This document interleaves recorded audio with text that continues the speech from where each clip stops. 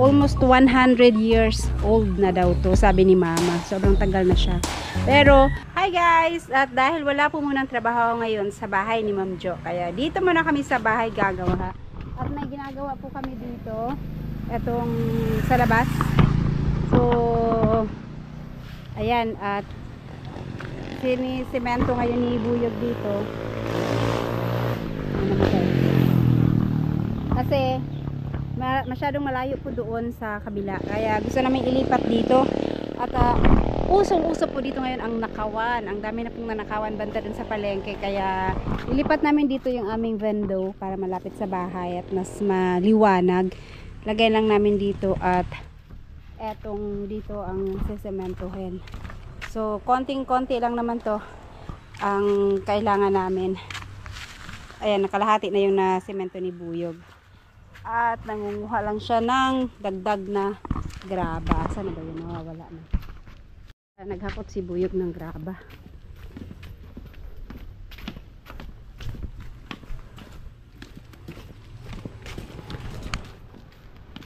Oops. Kasi dun sa likod, yun po yung tira ng mga buhangin noon na ginawa kasing baptinan yung malapit sa amin dati. May mga buhangin pa na natira. Ayan o. Bakit parang lupa? Putik na to ba? Halong lupa na to? Oy. Eto, in order namin kay Nunoy. Bali, kinulang yung aming buhangin. Pero, nag-order lang ako ng konti kay Nunoy. Tapos kinulang. Mayroon pa kami mga buhangin na tira nun sa kulungan ng baboy. Pinong-pino daw, kailangan ng may bato-bato, sabi ni Buyog. Kaya tinignan niya doon at kung mayroon pa makuha doon sana yung sa may kalsada. Kaya sobrang tigas na doon yung mga natira noon sa mga batsingan yung tawag sa amin, yung haluan ng semento para mag semento sa mga kalsada. At andito pala si Ruel Ruminde kasi nag-hit yung aming baboy, kaya i-inseminate niya. So ayan, siya yung nag-i-inseminate sa aking mga baboy. At syempre yun yung aking ang mga anak nung white, ito yun. Medyo malalaki na sila pero kulang pa sa timbang, kulang pa sa edad.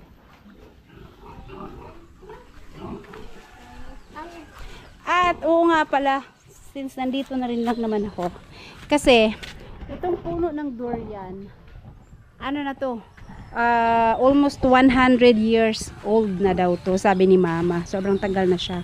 Pero namunga siya ngayon. Ang dami-dami nitong bunga, sobrang dami na dikit-dikit talaga sila. Pero mga siguro parang gano'n ba kalaki, basta yung hindi pa siya ganoon kalaki, nagsipag laglagan, panay ang laglagan nila. Tapos nabiyak na yung mga durian sa taas. Doon sa taas nagbiyakan na sila pero hindi nalalaglag. Tapos lahat ng mga dahon niya natanggal. Ayan na, parang na siya ba? Parang namatay na siguro talaga to. Nag-iisip kami bakit siya nagkaganyan. Anong dahilan at namatay siya. Sabi ni mama dahil daw sa sobrang tagal na, sa sobrang tanda na niya. Pero namunga pa siya pagkadaming bunga, tapos bigla na lang ganyan naglaglagan lahat ng mga dahon. Tapos yung mga sanga niya parang yung gawin mong panggatong na siya namatay yung mga dahon niya, ay yung mga sanga niya. Ganyan. Hindi namin alam bakit biglang nagkaganyan yung puno. Na yung iba naman sobrang pagkalalaki ng mga puno, buhay, pero ito namatay. Parang binukbok daw yung binukbok daw yung puno niya.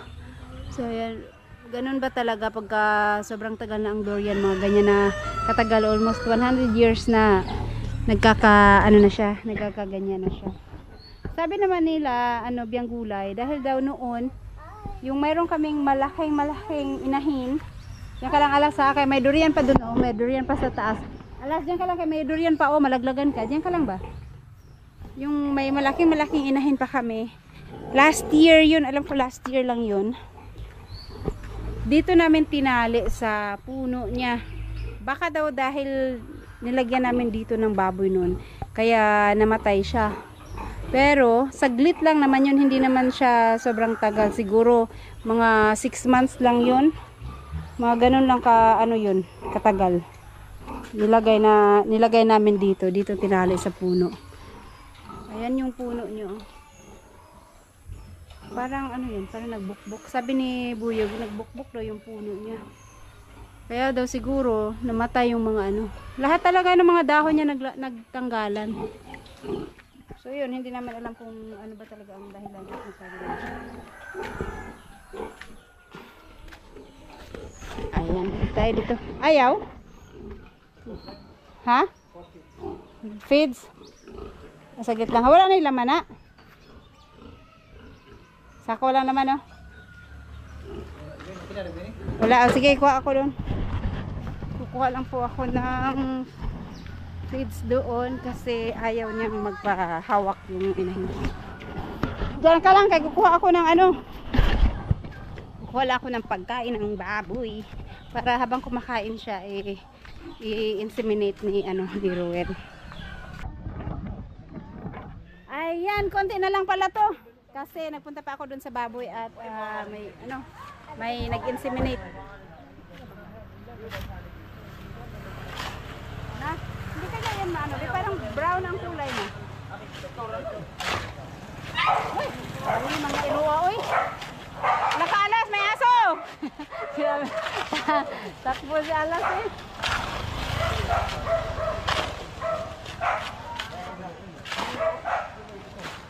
Anong tawag yan? Mason? Mag ano din ako? Mag level. Pwede na siguro. Para ano ba? Para kahit dito banda o kahit manigit lang. Para ito.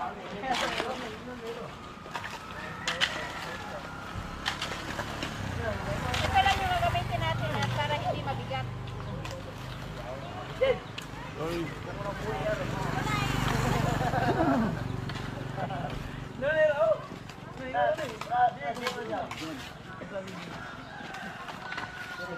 Madali lang pala yung mga ganito. Magaan lang to eh. Kasi kutsara lang. Kutsara ang tawag nila.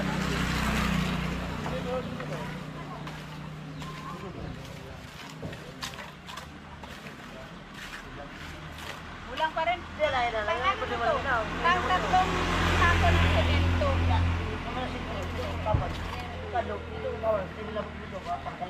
So ayan guys, pang tatlong sako na ito ng semento.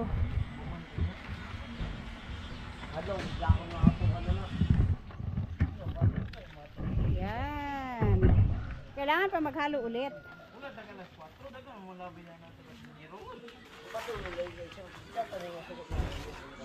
Ang laki naman yan, be. Sadyang ganyan yan.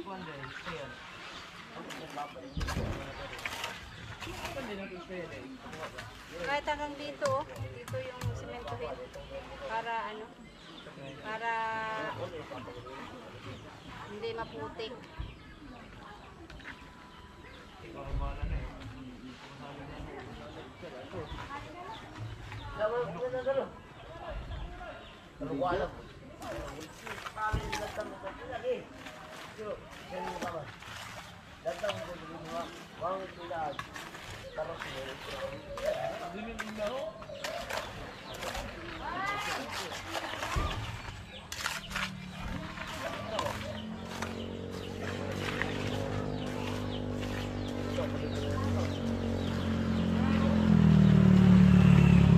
Madali lang pala magganito.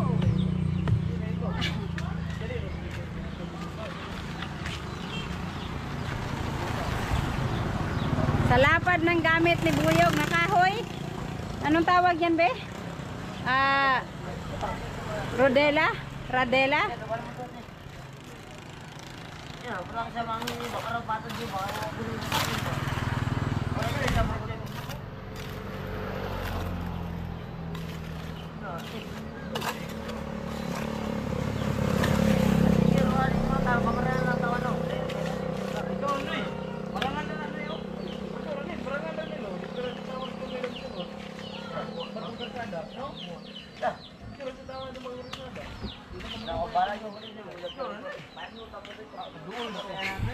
Napagod.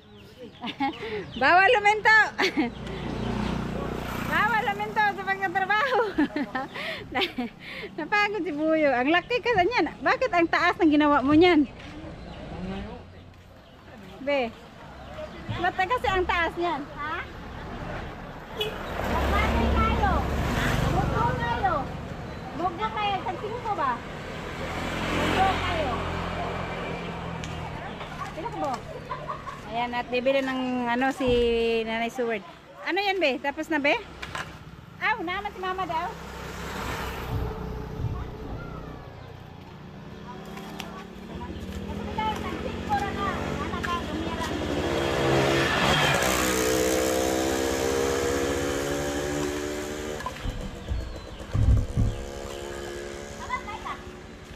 So, kung ihalo pa yung isang sako pa, dito na yun na side. Sakto, no? Isang halo dyan.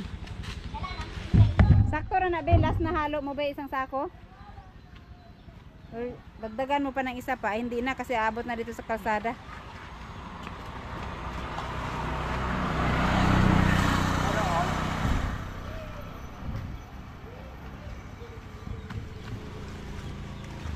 Umulan kanina, buti ano, hindi lumakas. Patry daw yan, be. Bakit parang mahirapan akong tumingin sa ano? Igat na yan. Patag lang naman yan, diba? Laki ng Rodela.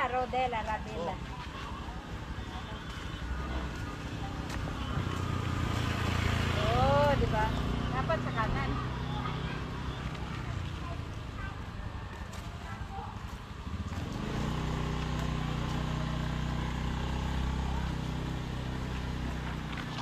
Dapat pala pag ganito to. Oh.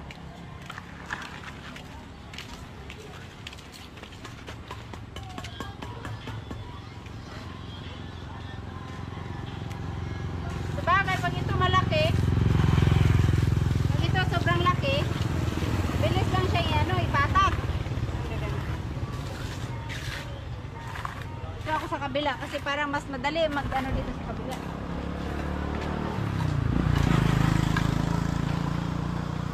Itaas dito, no?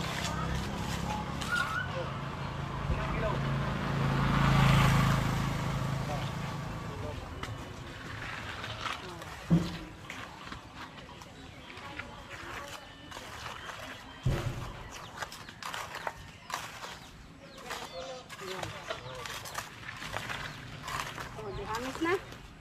Matag na. Oh.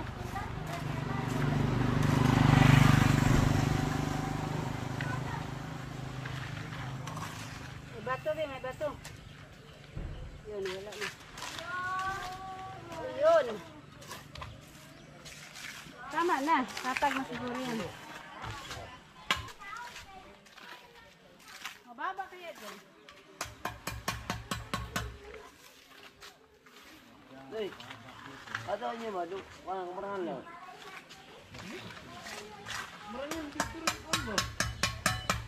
Ito, may mga bato-bato na ano. Luta, luta tayo. Yan sa mga yun. Bye, di ba?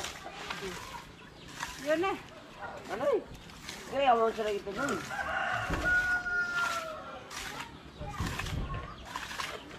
Ako ka ba yung masak ko ba na kung nagiging ng ilagay na ito lang eh.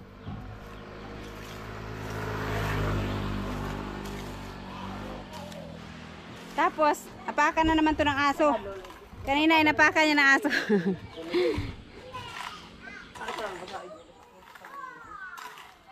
Dapat pa-slope siya ng konti para yung tubig, yung agos ng tubig, diretso dun sa gilid.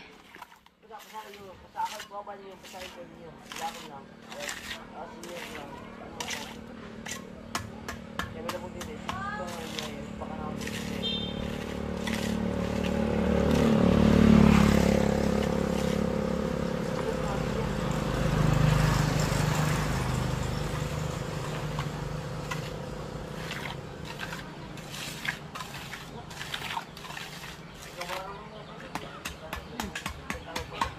May mga bato kasi na ano, malalaki-laki ng konti. Na, nahamis na to din na. Yan ang ibungkag.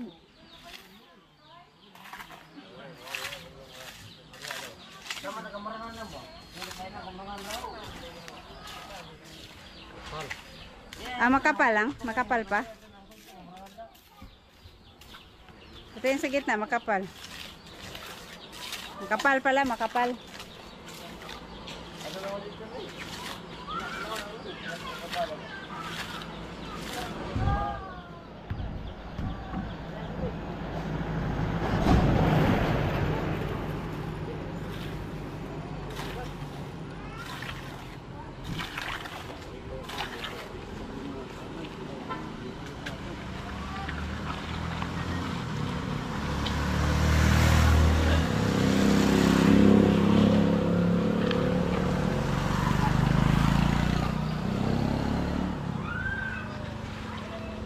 Naiyak na nang iyak si King.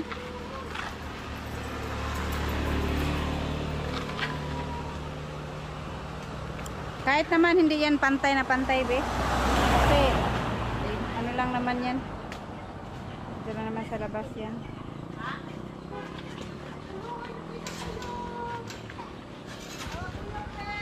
Uy, yung ay guys, ito lang muna yung natapos sa gabi na at baka bukas na lang yung pang-apat na sako. Bali ito, 3 sako lahat yung nagamit. So, kailangan na itong walisan. Yan, madali na magwalis. Kailangan na walisin. Para hindi madulas.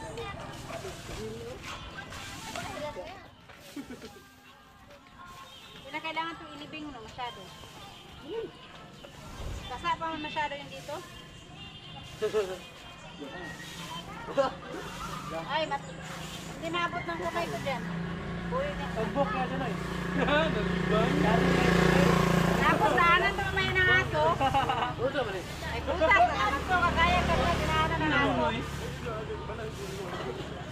Ano siya? Negative siya ba? Nagkustog pa. Dado na sa mga tubang din ang kwag. Mugabot daw. Kawanan niya. Pag-unat niya pa. Kasugpa na siya. Aba na.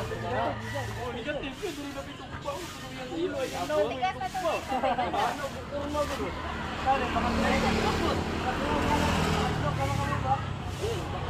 Pagpa, kaya nakutok rin. Nagana ito. Gana ko kung maundaan. Bakit? Punggoy sa mala. Ito, pwede na siya. Hanggang dito lang. Okay, hanggang dito para malawak-lawak. Ano lang naman. Isang masahan lang. Ayan. So, ito lang muna for today.